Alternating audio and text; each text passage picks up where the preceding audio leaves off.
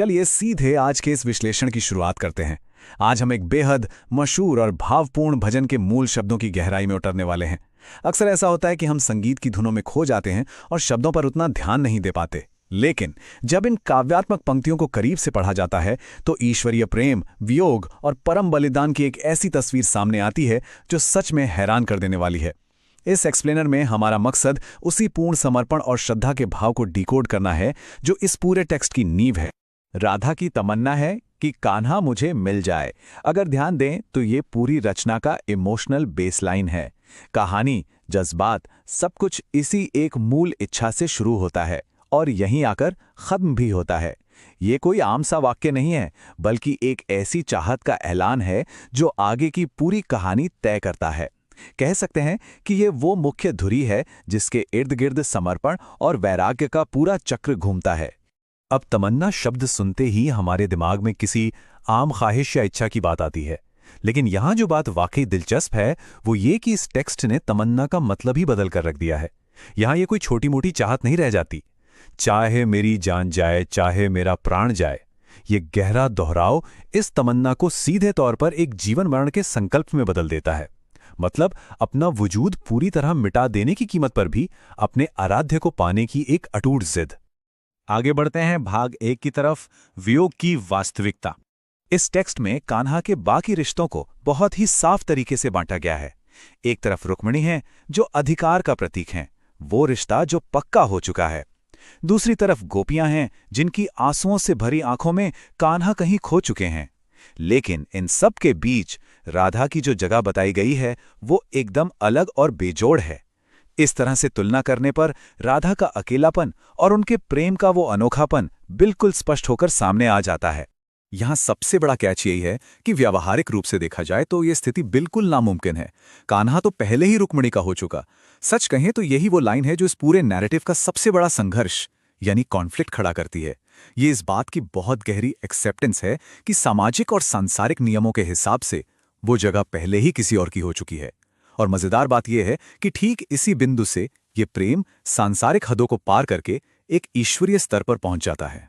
अब आते हैं भाग 2 पर, बरसाना की यादों को पुनर्जीवित करना।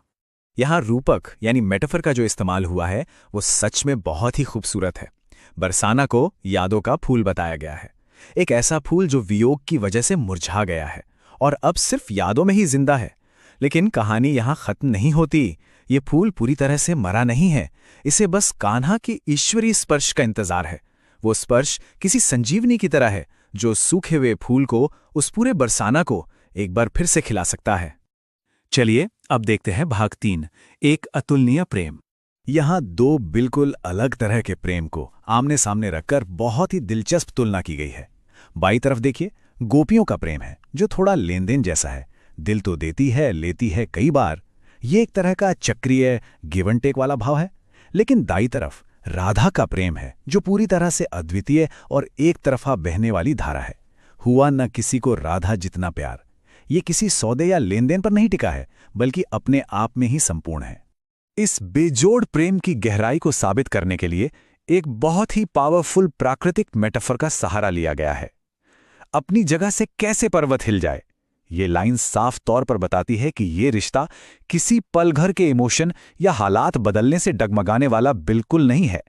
ये एक पहाड़ की तरह अपनी जगह पर अडिग है, जिसकी जड़ें इतनी गहरी हैं कि उसे हिलाना सच में नामुमकिन है। और इसी के साथ हम पहुंचते हैं भाग 4 पर, सभी सांसारिक सम्मानों का त्याग। यहां आकर तस्वीर एकदम साफ हो जाती है कि आखिर छोड़ा क्या जा रहा है और मांगा क्या जा रहा है। जग में कोई सम्मान ना मांगने का सीधा सा मतलब है दुनियावी मान सम्मान को पूरी तरह से रिजेक्ट कर देना। इस आध्यात्मिक राह पर चलने के लिए सामाजिक प्रतिष्ठा के हर नकाब को उतार फेंका गया है। और बदले में चाहिए क्या? बस होठों पर उस एक ईश्वरीय नाम का निरंतर वास। सोचने वाली बात है कि सिर्फ इस एक चीज के लिए अपनी जान तक दांव पर लगा देने की बात बहुत ही सहजता से स्वीकार कर ली गई है। इस पूरे काव्यात्मक सफर में हाय शाम मेरे राम एक लयबद्ध मंत्र की तरह बार बार गूंजता रहता है।